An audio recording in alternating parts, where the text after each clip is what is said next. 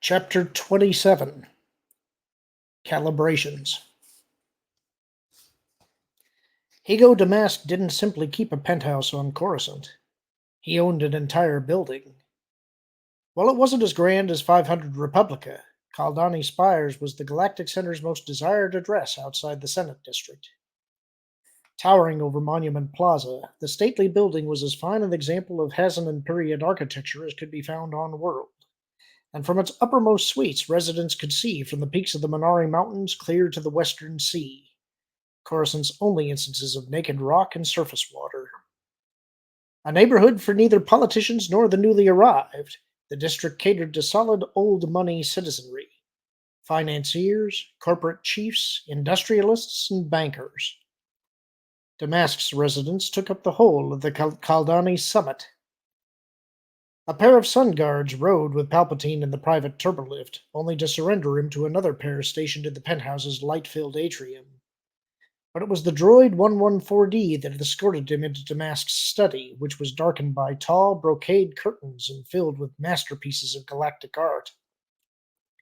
The masked Mune himself rose from a plush armchair to greet Palpatine as he was shown into the room. "Master," Sidious said, interlocking his hands in front of him and bowing his head. Plagueis lowered his head in a gesture of mutual respect. "Welcome, Darth Sidious. It's good to see you." As the room was the opposite of the one he had often confined himself to on Sojourn, Plagueis no longer looked like the wide-eyed mystic he had seemed only months earlier. Except for having to wear the breathing device, he struck Palpatine as a slightly older version of the Mune who had visited him on Naboo so many decades before. The two Sith moved to a sunken area of the room and sat across from each other.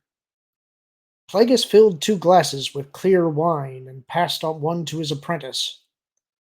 He made the act of imbibing through his nasal passages seem almost routine. "After Sojourn, I find it somewhat dislocating to be back in the greater world." "Master, I'm sorry I wasn't the first to warn you of the attack," Sidious said. "I didn't think Veruna had the courage to carry out his veiled threats. Perhaps I nudged him too far." A long moment of silence passed between them. "What you did and didn't do is immaterial," Plagueis said at last. "Coming when it did, at almost precisely the same time the members of the Trade Federation Directorate were meeting their fates, the attack was the work of the Force, substantiating our ambitions, especially." He took more wine and set the glass down. "I never would have had the heart to destroy Sojourn, though it needed to be done. And so the Force saw to it. The incident reminds us of the need to be prepared for sudden eventualities, whether harmonious or inimical to our plans, and compliant to circumstance." "And now we are justified in striking back," Sidious said. "We no longer need to justify our actions to anyone. But bear in mind what I told you long ago. By killing one, we can frighten many." Sidious nodded. "We owe Jabba a great debt." "I spoke briefly with Veruna from the Hutt ship." Sidious grinned slightly. "I suspected as much when I learned just prior to the summit that he had abdicated, and that Padme Naberrie has been appointed queen. He has apparently hidden himself away in Naboo's western reaches." "That's not hiding," Plagueis said with a note of menace. "All went well on Eriadu?" "Better than expected, what with the Jedi running in circles and convinced that Valorum was the target. I savored their dismayed incredulity on learning that the droids had emptied their weapons on the members of the Directorate.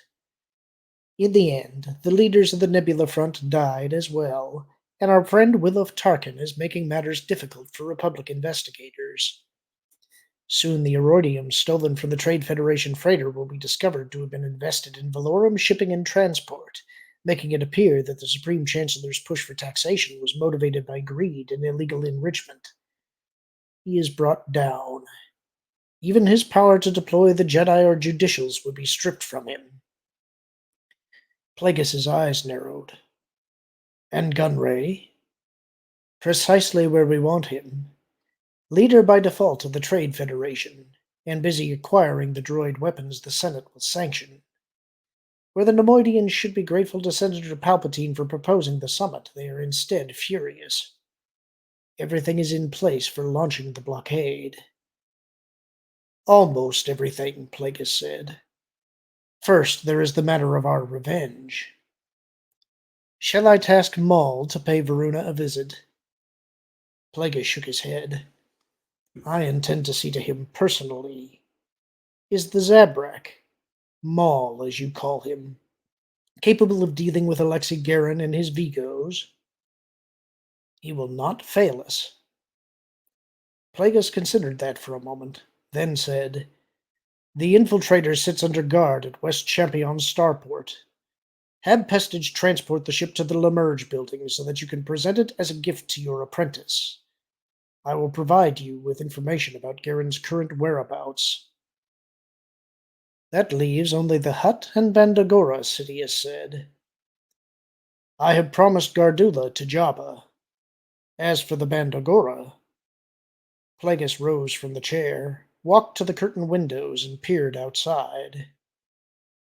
There is a rumor worth pursuing that Master Dooku's former apprentice, Kamari Vasa, is not only alive, but the cult's newest leader, and eager to avenge herself on the Jedi Order for having abandoned her and her comrades on Baltazar. Vasa turning to the dark side, Sidious said, as if thinking aloud. Dooku trained her better than he knows. Yes, but she is a fallen Jedi, not a Sith. We will exact revenge on the Bandagora at another time. Sidious stood up and joined Plagueis at the parted curtains. I will inform Viceroy Gunray to prepare his armed ships for relocation to the Naboo system. In a mid-level hangar in the Lemerge building, Sidious watched Maul stow the last of his gear and hand-built contrivances aboard the Infiltrator, which, like the Zabrak speeder bike, now had a name: Scimitar.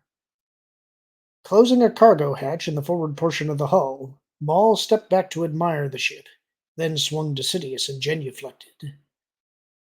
I am not deserving of such a gift, Master. Sidious glowered. If you feel that way, then prove your worth to yourself and me by succeeding in your mission. I pledge as much. Sidious watched him carefully. We need to dismantle the Black Sun criminal cartel. The Vigos had strong ties to some members of the Trade Federation Directorate, and they suspect there was foul play at Iriadu. Right now, the Nemoidians are in their sights, and we can't risk having them interfere with our plans. He made no mention of Black Sun's complicity in the attack on Sojourn. Maul nodded. I understand, Master. Sidious made a beckoning motion with his hands. Rise, and listen carefully, Darth Maul. Time doesn't permit hunting down Alexei Garin and his Vigos one by one. Therefore, make Boss Darnata your first victim. You will find the dug at his Deep Space Reclamation Station. Then jump your ship to Mon Calamari and kill the Vigo called Morn. By then, word of your actions will have reached Garin, and he will likely summon the remaining 7 Vigos to his fortress on Raltir. Naris, Mother Dean, Nep Chung, and the rest. You are to contact me when you have verified that they are all in one place. He glanced at the scimitar. It will be an opportunity to put your probe droids to the test. A look of eagerness took shape on Maul's fearsome face. Sidious walked to him and placed his hands atop Maul's shoulders. You will be facing many skilled opponents, my apprentice. Darnata's Twi'lek bodyguard, Sinya, Garin himself, who has some strength in the Force, and Garin's chief protector, Miguela, who is a Night Sister and will immediately identify you as a Night Brother. Maul scowled. A Night Sister is not a Sith. Sidious's eyes narrowed. As you well know. But as on Dorvala, take care to leave no witnesses. Maul showed his sharpened teeth. It shall be done. and Black Sun will cease to be an impediment. Sidious nodded. Then be on your way, Darth Maul. The dark side is with you. Maul bowed his head and hurried up the rear boarding ramp into the cockpit module. Sidious lingered to watch the ship rise and edge out of the hangar, becoming invisible as it flew over the works. Through the dark side, he continued to track the scimitar as it angled north towards the Jedi Temple, rather than south, and away from the Senate District. Sidious recalled the voyages he had taken 10 years earlier to watch Maul fight in gladiatorial matches on Orsis and nearby worlds. Driven to win against all odds, unaffected by pain, daring, and terrifying. An up-and-coming contender at 10 years of age and a champion at 12.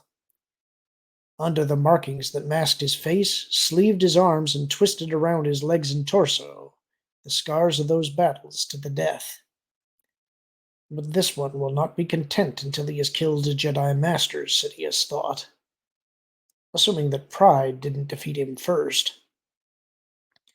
Leaving the hangar space, Sidious made his way to the holoprojector in the building's only refurbished room. What would become of Maul once Palpatine and Damask assumed control of the Republic, he asked himself. As a secret weapon, he would continue to be useful, but could he ever be eased into public life? How would he react to learning that his master answered to a master? With his feet planted on the transmission grid, Sidious sat in the chair that was positioned for the holoprojector's cams, adjusted the controls built into one of the armrests, and raised the cowl of his cloak over his head. For 20 years he had enjoyed living a double life, but now he felt an urge to be known for who he was, and feared for how powerful he could be. He directed his thoughts forward in time, yearning for a clear vision of the future, but none came. Did the dark side blind even its most devoted advocates to what was looming on the horizon? Plagueis had said that they needed to be prepared for sudden eventualities. Was he withholding knowledge of events he knew were imminent? The Mune's renewed vigor had taken Sidious by surprise. The mere fact that he had escaped the devastation on Sojourn made him seem almost omnipotent. Though even when ensconced in his affluent citadel in the Minari district, he had yet to relax his vigilance or submit to sleep. Repressing a sudden feeling of envy, Sidious began to wonder if, blinded by the dark side, he had actually failed to divine Veruna's attack on Sojourn, or if he hadn't allowed himself to divine it. A touch of his forefinger activated the holoprojector, and moments later a half-sized eidolon of Newt Gunray resolved in midair. As in recent transmissions, the Viceroy's Nemoidian underlings, Chief Litigator Rune Hako, Captain Daltre Dufine, and Deputy Viceroy Hath Monchar were hovering in the background. Lord Sidious, Gunray said, with a slight stammer in his voice. We have been waiting. Do you imagine yourself centermost in my thoughts that I should neglect other matters to communicate with you precisely on time? No, Lord Sidious. I simply meant to say... Are you gratified with your new position, Viceroy? Very gratified, though I appear to have inherited control of the Trade Federation at a time of crisis. Save your whining for another occasion, Viceroy, for matters are about to become worse. Gunray's nictitating membrane spasmed. Worse? How can that be? The Republic's Senate is on the verge of passing legislation that will enact taxation of the free trade zones. This is an outrage! To be sure, but I warned you that this was coming. Supreme Chancellor Valorum has lost all credibility, and after what occurred at Iriadu, the Senate is determined to weaken the Trade Federation further. King Veruna may have been able to stall the Senate, but he has abdicated, and young Queen Amidala and Naboo's senator are leading the call for taxation. With the Senate preoccupied, the moment is right for you to begin assembling a fleet of armed freighters to impose a blockade. A blockade? Of what system, Lord Sidious? I will inform you in due time. When Gunray didn't respond, Sidious said, What is it, Viceroy? Across the vastness of space I can perceive the wreathing of your feeble brain. Forgive me, Lord Sidious, but as my advisors have pointed out, the redistribution of our vessels carries with it considerable financial risk. To begin with, there is the cost of fuel. Then, with so many ships allocated to an embargo, a disruption in trade in the mid and outer rims for however long the blockade is maintained. Finally, there is no telling how our investors might react to the news. Sidious leaned forward. So this is about credit, is it? Gunray's muzzle twitched. We are, after all, Lord Sidious, a commercial enterprise, not a navy. Sidious didn't respond immediately. When he did, his voice oozed disgust. Even after all I have engineered on your behalf, you fail to grasp that by allying with me, you are investing in the future. He flicked his right hand in dismissal. But no matter. Does it not occur to you that your most valued investors are in a position to reap great profits from your knowledge of what is about to happen? Would they not profit from learning that the Zhichar, the Genosians, and other unionized insectoids have turned their pincers and claws to the manufacture of weapons? Might you not balance your precious budget by gaining from other shipping companies what revenue the Trade Federation risks losing? Gunray looked uncertain. We feared that such actions might undermine the element of surprise, Lord Sidious. That is the reason for swift action. Gunray nodded. I will order a fleet assembled. Sidious sat back in the chair. Good. Remember, Viceroy, that what I have delivered to you I can just as easily take away. Sidious ended the transmission and lowered the cowl. Was this a vision of the future? A life of micromanaging the affairs of incompetent beings while he and Plagueis set in motion the final phases of the grand plan? Or was there perhaps some other way for him to govern, in malevolent satisfaction? Even without the drenching rain, the ground would have been soft under Plagueis's booted feet, composed as it was of eons of decayed organic matter. Water dripped from the transpirator mask and the raised hood of his cloak, and splashed in the puddles that had formed beneath him. The castle that had once belonged to Veruna's ancestor, the Earl of Vis, crowned a desolate hill, with no road leading to it, and a view in all directions of the rolling, sodden, treeless terrain. Through night vision electrobinoculars, Plagueis studied the scanners that studded the castle's walls, and the disposition of the guards, some of whom were keeping dry in the shelter of an arch that crowned an ornate portcullis. Parked near the entrance was a veritable fleet of land speeders, and off to one side, centered in a circular landing zone, sat a space yacht whose gleaming hull even the torrent couldn't dull. Illumination arrays glowed behind drifting curtains of rain. Following a deep, fast-moving rivulet, Plagueis descended the hill he had climbed to where he had set his own starship down among a riot of drooping wildflowers and falconberries. 114D was waiting at the foot of the boarding ramp, raindrops pinging on its alloy shell. Their scanners may have picked up the ship, Plagueis said. Given that all countermeasures were enabled, that seems unlikely, Magister. They flooded the area with light, as any vigilant being might on a night such as this.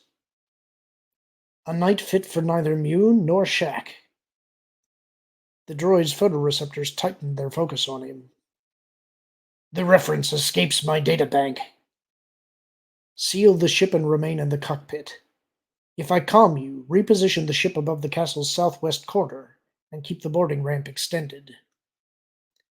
Are you anticipating resistance, Magister? Merely anticipating 4D. I understand. I would do the same. That's comforting to know. Plagueis fixed the lightsaber hilt to his hip and set out at a fast clip, all but outbracing the rain. If the scanners and motion detectors were as precise as they appeared to be, they would find him, though his speed might cause whoever was monitoring the security devices to mistake him for one of the wild, bushy-tailed quadrupeds that inhabited the landscape. He paused at the nebulous edge of the illuminated area to confirm his bearings, then made straight for the castle's 10-meter-high southern wall and leapt to the top without breaking stride. Just as quickly and as effortlessly he dropped into the garden below and sprinted into the shadows cast by an ornamental shrub trimmed to resemble some whimsical beast. Plagueis reasoned that security would be lax inside the manse, but that Veruna's wing of rooms would be outfitted with redundant monitoring devices and perhaps pressure-sensitive floors. That he hadn't been able to procure an interior plan of the castle was a testament to the self-exiled regent's hypervigilance. Plagueis moved to a stained glass window just as two humans were hurrying through a hallway beyond. With rain overflowing a gutter high overhead, he felt as if he were standing behind a waterfall. "Check on him and report to me," the female was saying. Plagueis recognized the voice of Security Chief Magenta.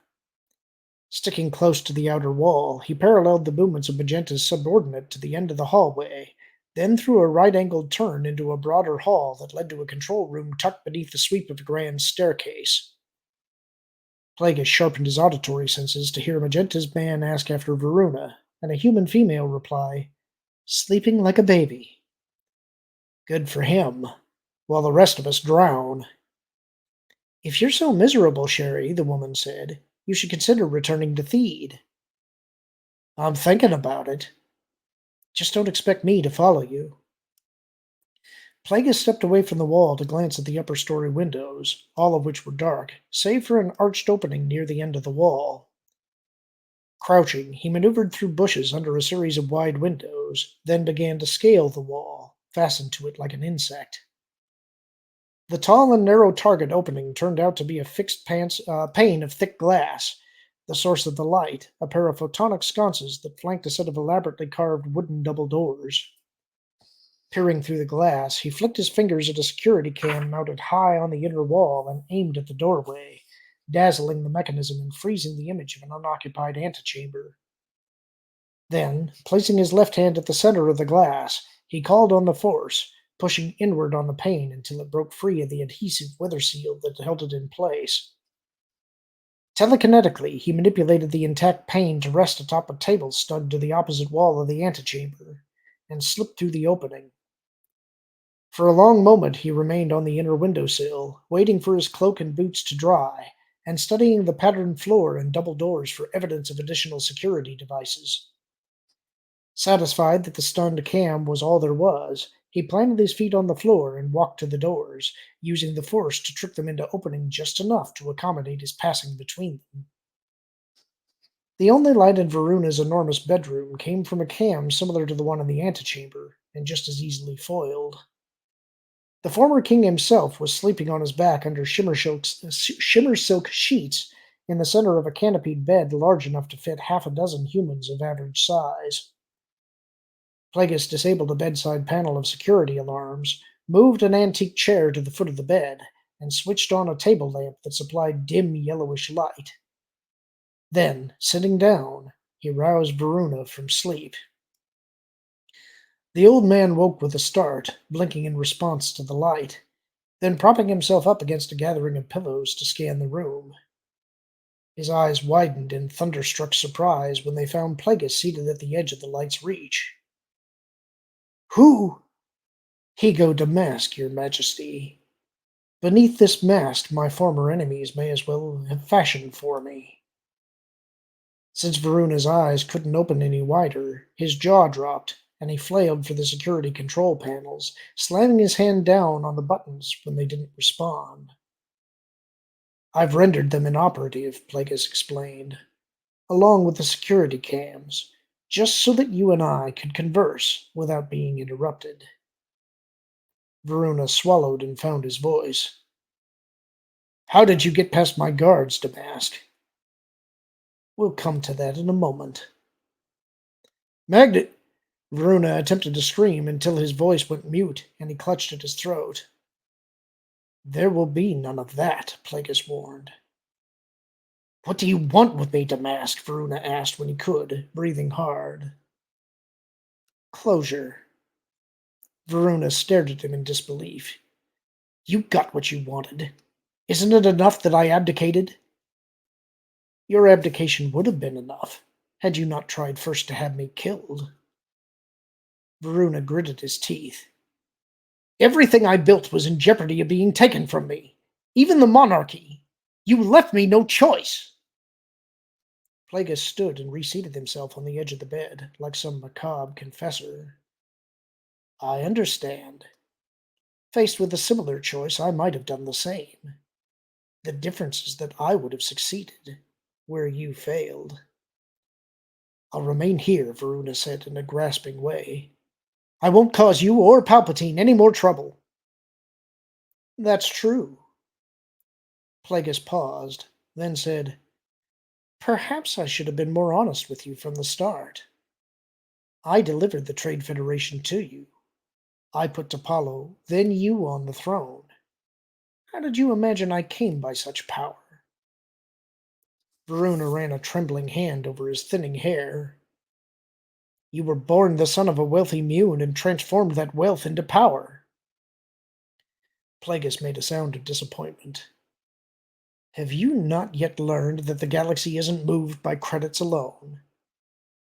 Veruna gulped and found his voice. How did you come by such power, Damask? He asked in a whisper of genuine interest. I was shown the way to power by a Bith named Rugus Gnome. I know the name. Yes, but his true name was Darth Tenebrous, and he wore the mantle of the Dark Lord of the Sith. I was at one time his apprentice. Sith, Veruna said, as if weakened by the very word. Had you known, would you have allied with me? Veruna marshaled the strength to shake his head. Political power is one thing, but what you represent. Plagueis made his lips a thin line. I appreciate your honesty, Veruna. Are you beginning to tire of my presence? Not of you, Veruna said, with eyes half closed. Let me explain what is happening to you, Plagueis said. The cells that make up all living things contain within them organelles known as midichlorians. They are, in addition to being the basis for life, the elements that enable beings like me to perceive and use the Force. As the result of a lifetime of study, I have learned how to manipulate midichlorians, and I have instructed the limited number you possess to return to their source. In plain basic, Veruna, I am killing you. Veruna's face was losing color, and his breathing had slowed. Bring me back. I could still be of service to you. But you are, your majesty. A celebrated ancient poet once said that every death lessened him, for he considered himself to be a brother to every living being. I, on the other hand, have come to understand that every death I oversee nourishes and empowers me, for I am a true Sith. No better than an Anzati. The Brain Eaters. What does better than mean to those of us who have passed beyond notions of good and evil? Are you better than Bon Tapalo? Are you better than Queen Padme Amidala?